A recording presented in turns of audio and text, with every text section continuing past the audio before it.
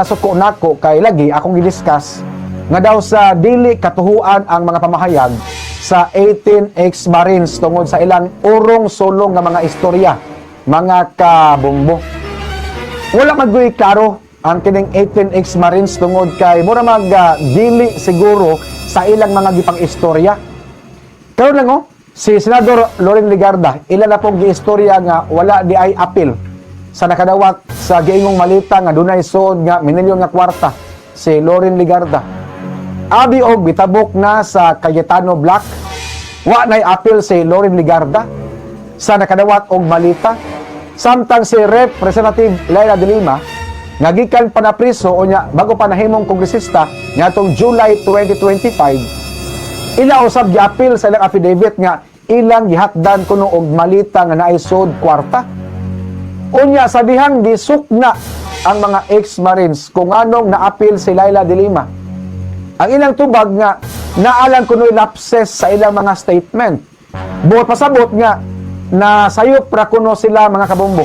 Pwede ba di ay na nga yano ra kayo kadiha nga manghingan og politiko nga nakadawat og kwarta o dili di ay ka sigurado.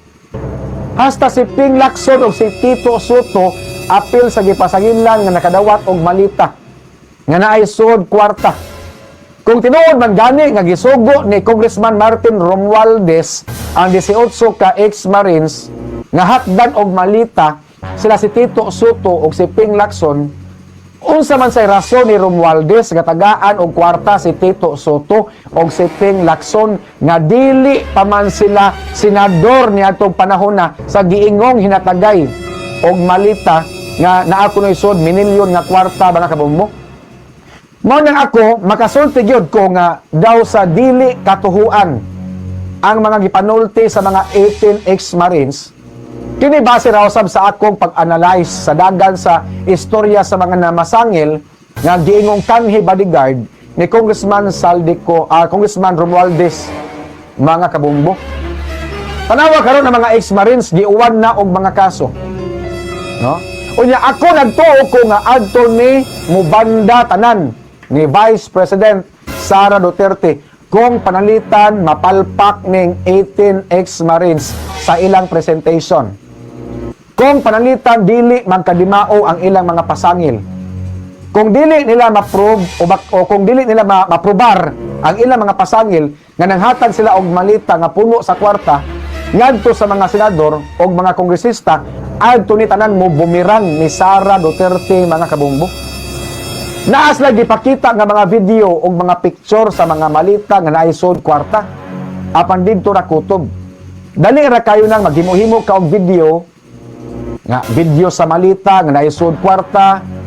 Ang akong gusto kanang naay video o picture gyud, naay video pod nga nahatod gyud ang mga malita sa balay sa mga politiko o gidawat gyud ang mga malita sa mga gipasanginlan nga mga politiko. Dali na kita maghimo-himo tag video sa malita nga naisod kwarta, picture sa malita nga naisod kwarta. Pero wala nagpasabot nga mao gid ang malitaha, kwartaha nga nahatod sa balay sa usa ka politiko. Dali na kita maka-imbento, makahimog video sa malita nga naisod kwarta.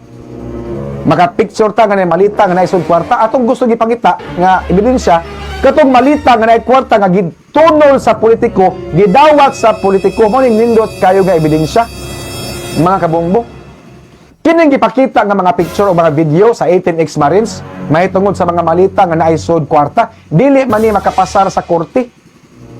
Dili man matumbok ang mga suspect ani nga guilty gyud beyond reasonable doubt. Dili matumbok ang mga gipasanginlan nga mga politiko nga sad-an gyud nga way lama sa pagduda nga gidawat og kwarta gikan sa kwarta sa flood control, mga kabumbo. Kung mapalpak ning presentation sa mga 18 ex-Marines sa ilang mga pasangil, magtuo ang mga tao ani nga gisugo ra ni sila aron dauton ang mga politiko nga ni kontra ni Vice President Sara Duterte. Mao nang tarungan ang inyong pag-istorya. Tarungan ang inyong mga gipang-istorya aron dili na mubanda ngadto kang Vice President Sara Duterte. Wa naman mo nagkadimao. Nya kining 18 ex-Marines ang upat ani dili man mga Marines, mga kabumbo.